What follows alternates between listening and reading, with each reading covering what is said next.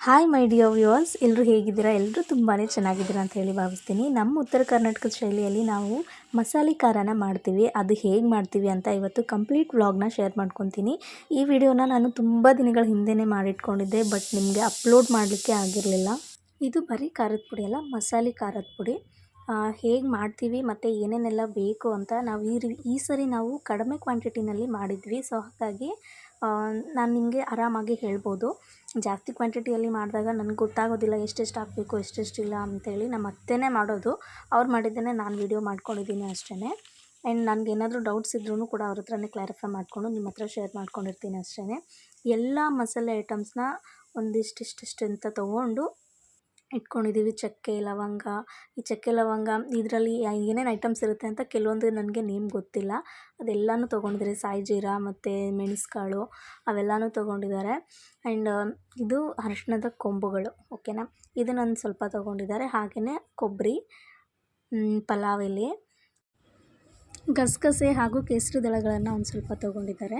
ಬೆಳ್ಳುಳ್ಳಿನ ನಾವು ಇಷ್ಟೊಂದು ಬಿಡ್ಸೋಕ್ಕೆ ಆಗೋದಿಲ್ಲ ಅಲ್ವಾ. ಸೊ ಹಾಗಾಗಿ ನಾವು ಹೇಗೆ ಬಿಡಿಸಿದ್ವಿ ಅಂತಂದರೆ, ನಮ್ಮ ಮನೆಯಲ್ಲಿ ಜೋಳದಿಟ್ಟಿತ್ತು. ಜೋಳದಿಟ್ಟು ಹಾಗೆಯೇ ಸ್ವಲ್ಪ ಎಣ್ಣೆ ಬೆಳ್ಳುಳ್ಳಿ ಜೊತೆಗೆ ಮಿಕ್ಸ್ ಮಾಡಿ ಚೆನ್ನಾಗಿ ಅದನ್ನು ಎಣ್ಣೆ ಬೆಳ್ಳುಳ್ಳಿ ಜೋಳದಿಟ್ಟು ಮಿಕ್ಸ್ ಮಾಡಿಬಿಟ್ಟು ಒಂದು ರಾತ್ರಿ ಓವರ್ನೈಟ್ ಅಷ್ಟೇ ಇಟ್ಟಿದ್ರು ಅತ್ತೆ.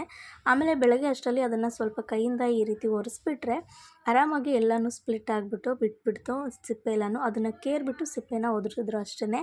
ತುಂಬ ಚೆನ್ನಾಗಿ ನಾವು ಬೆಳ್ಳುಳ್ಳಿ ಸಿಪ್ಪೆನ ಬಿಡಿಸ್ಕೊಂಡ್ಬಿಟ್ವಿ ಈಸಿಯಾಗಿ. ಈ ಟ್ರಿಕ್ ನಿಮಗೆ ಇಷ್ಟ ಆಗಿದರೆ ನನಗೆ ಕಮೆಂಟ್ ಸೆಕ್ಷನಲ್ಲಿ ತಿಳಿಸಿ, ನೀವು ಕೂಡ ಟ್ರೈ ಮಾಡಿ ನೋಡಿ. ಅದಾದಮೇಲೆ ಈ ಎಲ್ಲ ಮಸಾಲೆಗಳನ್ನ ಅತ್ತೆ ಹುರಿದು ಇಟ್ಕೊಂಡಿದ್ದಾರೆ. ಹಾಗೆಯೇ ಇನ್ನೊಂದು ಟ್ರಿಕ್ ಹೇಳಬೇಕು ಅಂತಂದರೆ, ನಾವು ಜಾಸ್ತಿ ಇದು ಈರುಳ್ಳಿನ ಹಾಕ್ತೀವಿ. ಸೊ ಈರುಳ್ಳಿ ಹೇಗೆ ತುಂಬಾ ನೀರಿರುತ್ತೆ. ಸೊ ಹಾಗಾಗಿ ಅದನ್ನು ಕಟ್ ಮಾಡಿ ಒಂದು ಸ್ವಲ್ಪ ಬಿಸಿಲಲ್ಲಿ ಒಣಗಿಸ್ಬೇಕು. 1 ಅವರ್ ಒಣಗಿಸಿದ್ರೆ ಸಾಕು. ಅದು ಒಣಗಿಸಿದ ಮೇಲೆ ತಂದು ನಾವು ಒಂದು ಸ್ವಲ್ಪ ಎಣ್ಣೆ ಹಾಕಿ ಚೆನ್ನಾಗಿ ಫ್ರೈ ಮಾಡ್ಕೊತಾ ಇದ್ದೀವಿ. ಈ ರೀತಿ ಫ್ರೈ ಮಾಡ್ಕೋಬೇಕು. ಅದರ ಪೂರ್ತಿಯಾಗಿ ಕಂದು ಬಣ್ಣ ಬಂದುಬಿಡಬೇಕು. ಹಾಗೆಯೇ ಈ ಕಡೆ ಸೈಡು ಅತ್ತೆ ಕೊಬ್ಬರಿ ಕೂಡ ಫ್ರೈ ಮಾಡ್ಕೊಳ್ತಾ ಇದ್ದಾರೆ. ಕೊಬ್ಬರಿ ಕೂಡ ಪೂರ್ತಿಯಾಗಿ ಕಂದು ಬಣ್ಣ, ಆ ಕಡೆ ಫುಲ್ಲು ಸ್ವಲ್ಪ ಕಂದು ಬಣ್ಣ ಅಂತಲ್ಲ, ಪೂರ್ತಿಯಾಗಿ ಅದು ಕಪ್ಪಾಗಬೇಕು. ಆದರೆ ಕರಕಲಾಗಬಾರ್ದು, ಕಪ್ಪಾಗಿ ಹುರಿಬೇಕು ಚೆನ್ನಾಗಿ. ಕಡಿಮೆ ಲೋ ಟು ಮೀಡಿಯಮ್ ಫ್ಲೇಮಲ್ಲೇ ಹುರಿಬೇಕು. ನೀಟಾಗಿ ಹುರಿದ್ರೆ ಅದು ಎಲ್ಲ ಎಣ್ಣೆ ಹೀರ್ಕೊಂಡು ಕೊಬ್ಬರಿದು ಹಸಿ ವಾಸನೆ ಇರುತ್ತಲ್ಲ ಎಲ್ಲ ಹೋಗ್ಬಿಟ್ಟಿರಬೇಕು. ಆ ರೀತಿ ಏನಾದರೂ ಇದ್ದರೆ ಖಾರ ನಾವು ತುಂಬ ದಿನ ಇಟ್ಟು ಕಮಟು ವಾಸನೆ ಅಂತ ಅಂತಾರಲ್ವ, ಆ ರೀತಿ ಬರುತ್ತೆ. ಸೊ ಹಾಗಾಗಿ ಕೊಬ್ಬರಿನ ತುಂಬ ಹುಷಾರಾಗಿ ಹುರಿಬೇಕು. ಖಾರನ ನಾವು 1 ವರ್ಷಕ್ಕೆ 2 ಸರಿ ಇಲ್ಲಾಂದರೆ 3 ಸರಿ ಅಷ್ಟೇ ಮಾಡಿಸೋದು. ಅಂದರೆ ಅಷ್ಟು ದಿನ ಸ್ಟೋರ್ ಮಾಡ್ಕೋಬೇಕಲ್ವ. ಅತ್ತೆ ಏನಂದರೆ ವರ್ಷಕ್ಕೆ ಮೊದಲೆಲ್ಲ ವರ್ಷಕ್ಕೆ ಒಂದೇ ಸರಿ ಮಾಡ್ತಿದ್ರಂತೆ. ನಾವು ಬಂದಮೇಲೆ ಒಂದು ಸ್ವಲ್ಪ ಜಾಸ್ತಿ ಕಡಿಮೆ ಕ್ವಾಂಟಿಟಿಯಲ್ಲಿ ವರ್ಷಕ್ಕೆ 1-2 ಸರಿ ಮಾಡ್ಕೊಳ್ತಾ ಇದ್ದಾರೆ. ಕೆಲಸ ಜಾಸ್ತಿ ಹಿಡಿಯುತ್ತೆ, ಇದು ಮಾಡಿಟ್ಬಿಟ್ರೆ ಮುಗ್ದೋಯ್ತು. ಈ ರೀತಿ ಕೊಬ್ಬರಿ ಮತ್ತು ಈರುಳ್ಳಿನ ಚೆನ್ನಾಗಿ ಫ್ರೈ ಮಾಡ್ಕೊಳ್ತಾ ಇದ್ದಾರೆ. ಡೀಪ್ ಫ್ರೈ ಮಾಡ್ಕೋಬೇಕು ಎಲ್ಲನೂ. ನಿಧಾನವಾಗಿ ಕಡಿಮೆ ಉರಿಟು ಮೀಡಿಯಮ್ ಉರಿನಲ್ಲೇ ಇಟ್ಕೊಂಡು ನಿಧಾನವಾಗಿ ಫ್ರೈ ಮಾಡ್ಕೋಬೇಕು. ಇನ್ನು ನಮ್ಮ ಅಮ್ಮನ ಮನೆ ಕಡೆ ಈ ರೀತಿ ಮಸಾಲೆ ಖಾರ ಎಲ್ಲ ಮಾಡೋದಿಲ್ಲ. ನಾರ್ಮಲಾಗಿ ಬೆಂಗಳೂರು ಸೈಡೆಲ್ಲ ಖಾರ ಪುಡಿ ಹೇಗೆ ಮಾಡಿಸ್ತಾರೆ ಅಮ್ಮ, ಅದೇ ಥರನೇ ಮಾಡಿಸೋದು. ಆ್ಯಕ್ಚುಲಿ ನಾವು ಬೆಂಗಳೂರಲ್ಲಿ ಖಾರ ಪುಡಿ ಮಾಡಿಸೋದಿಲ್ಲ. ಊರಿಗೆ ಬಂದಾಗ ಅಲ್ಲೇ ಖಾರದ ಪುಡಿ ಮಾಡಿಸ್ಕೊಂಡು ತೊಗೊಂಡೋಗ್ತಾರೆ ಅಮ್ಮ.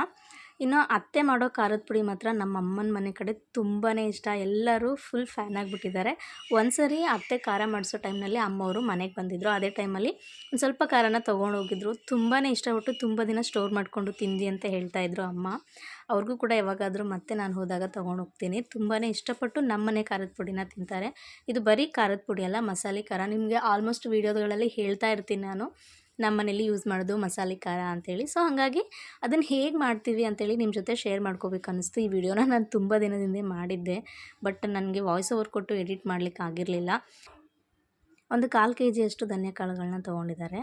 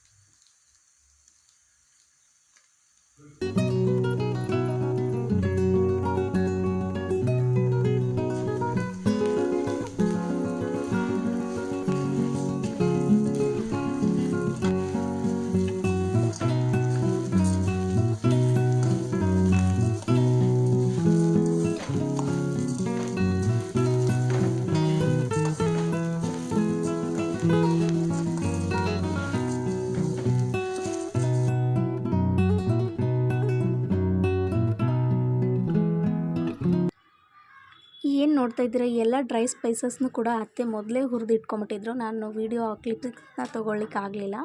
ಇದನ್ನು ಕೂಡ ಫ್ರೈ ಮಾಡಿ ಇಟ್ಕೊಂಡಿದ್ದಾರೆ. ಆದರೆ ತುಂಬ ಕರಕಲಾಗೋ ಥರ ಇದನ್ನೆಲ್ಲ ಹುರಿಬಾರ್ದು. ಈ ರೀತಿ ಹದವಾಗಿ ಫ್ರೈ ಮಾಡ್ಕೊಂಡಿರುವಂಥ ಎಲ್ಲ ಮಸಾಲೆ ಪದಾರ್ಥಗಳನ್ನು ಕೂಡ ಇವಾಗ ನಾವು ಮನೆಯಲ್ಲೇ ಗ್ರೈಂಡ್ ಮಾಡಿಕೊಂಡು ಖಾರನ ಕುದಿಸೋ ಕಡೆ ತೊಗೊಂಡೋಗಬೇಕು. ಪಲಾವ್ ಎಲೆನ ಈ ರೀತಿ ಮುರಿದು ಹಾಕ್ಕೊಳ್ತಿದ್ದಾರೆ. ಮೇಲೆ ಒಂದು ಸ್ವಲ್ಪ ಕರಿಬೇವು ಕೂಡ ಹಾಕ್ಕೊಂಡಿದ್ದಾರೆ. ಫ್ಲೇವರ್ ತುಂಬಾ ಟೇಸ್ಟಿಯಾಗಿರುತ್ತೆ. ನಿಮ್ಗೆ ಗೊತ್ತಾ, ಬಿಸಿ ಅನ್ನಕ್ಕೆ ಒಂದು ಸ್ವಲ್ಪ ಎಣ್ಣೆ ಹಾಕಿ ಮಸಾಲೆ ಖಾರದ ಪುಡಿನ ಹಾಕ್ಕೊಂಡು ತಿಂದರೆ ಎಷ್ಟು ರುಚಿಯಾಗಿರುತ್ತೆ ಅಂದರೆ ಸಖತ್ ಟೇಸ್ಟಿಯಾಗಿರುತ್ತೆ.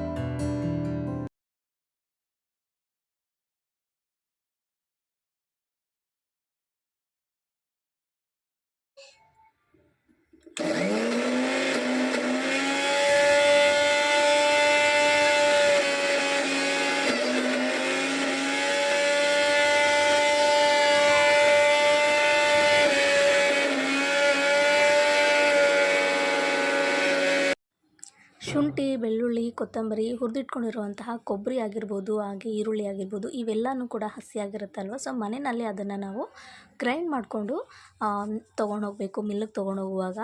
ಹಾಗಾಗಿ ಈ ರೀತಿ ಗ್ರೈಂಡ್ ಮಾಡಿ ನಾನು ಅತ್ತೆಗೆ ಕೊಟ್ಟೆ. ಈ ರೀತಿ ಚೆನ್ನಾಗಿ ಪೇಸ್ಟ್ ಮಾಡಿಕೊಂಡು ನಾವು ಅದನ್ನು ಪ್ಯಾಕ್ ಮಾಡಿಕೊಂಡು, ಮತ್ತು ನಾವೇನು ಮೆಣಸಿನ್ಕಾಯಿನ ಬಿಸಿಲಿಗೆ ಹಾಕಿ ಒಣಗಿಸಿಟ್ಕೊಂಡಿದ್ವಿ ಅದನ್ನು ಕೂಡ ಪ್ಯಾಕ್ ಮಾಡಿಕೊಂಡು ಇವಾಗ ಮಿಲ್ಲಿಗೆ ತೊಗೊಂಡೋಗಿ ಮಿಲ್ ಮಾಡಿಸ್ಕೊಂಡು, ಅಂದರೆ ಖಾರನ ಕುಟ್ಟಿಸ್ಕೊಂಡು ಬರ್ತಾರೆ ಅತ್ತೆ.